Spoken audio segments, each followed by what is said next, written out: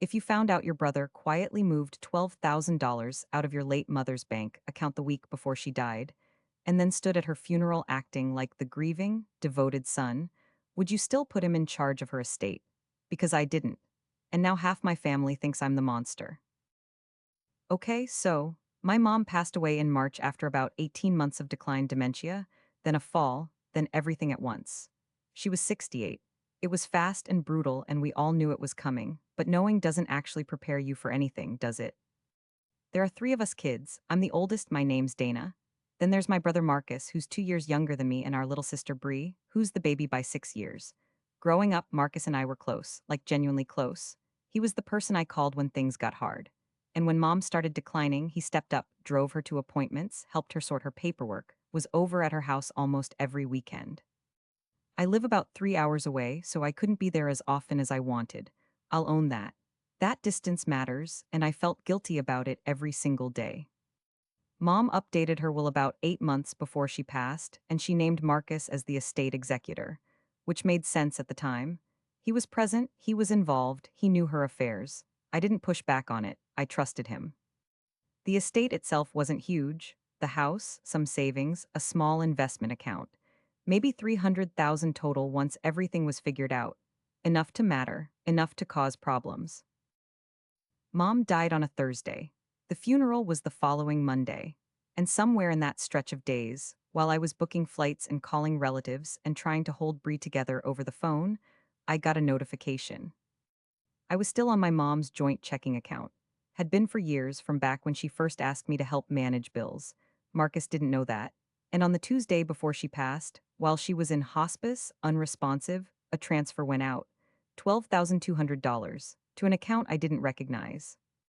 I sat with that for 2 days. I didn't say anything at the funeral. I watched Marcus give the eulogy, and he was good, genuinely. He talked about her laugh and her cooking and the way she always had the TV too loud, and I just held it.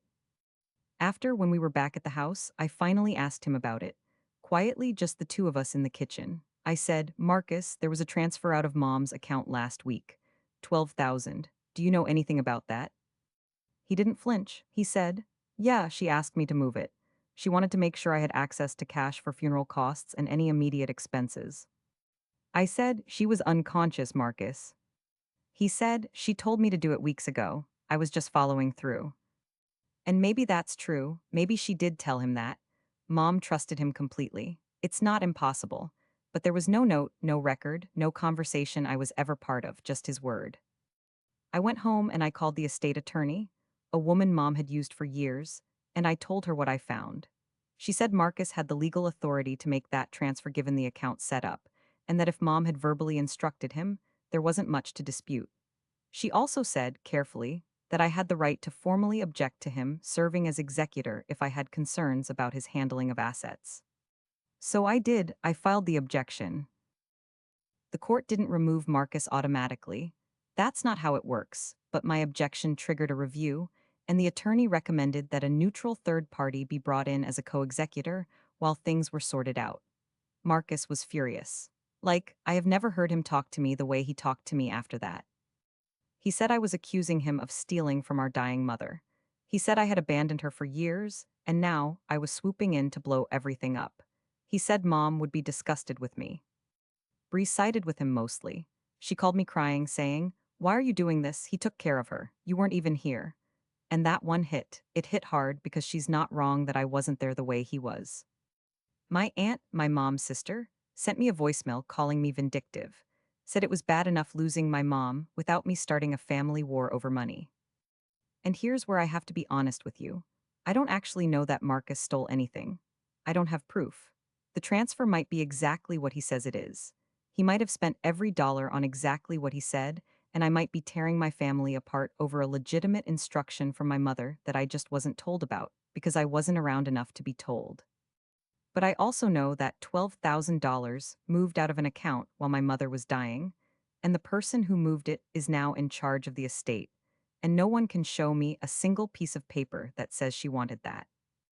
A few weeks later, the co-executor review turned up nothing suspicious in Marcus's records. The money was accounted for, applied toward the funeral home and some outstanding bills. Everything checked out on paper. Marcus hasn't spoken to me since.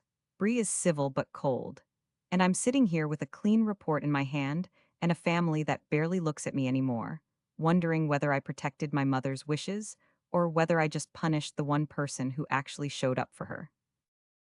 So here I am. The audit came back clean. Marcus didn't steal anything, at least not anything anyone can prove. He cared for my mom when I couldn't. He drove her to appointments and sat with her on bad nights and earned her trust in ways I didn't, because I was 3 hours away living my life. And I looked at one bank transfer, panicked, and dragged his name through a legal process in the middle of our family's worst month, over something that turned out to be above board. And I keep coming back to this. At the time I filed that objection, I didn't know it was clean. All I knew was that money moved when my mother couldn't speak for herself, and the person who moved it was about to control everything she left behind. Was I supposed to just trust it? Was I supposed to stay quiet because I felt guilty about the distance? Does the fact that he was there more than me mean I owe him my silence? So honestly, am I wrong here? Because I genuinely don't know anymore. Honestly, though, what would you have done? Comment below.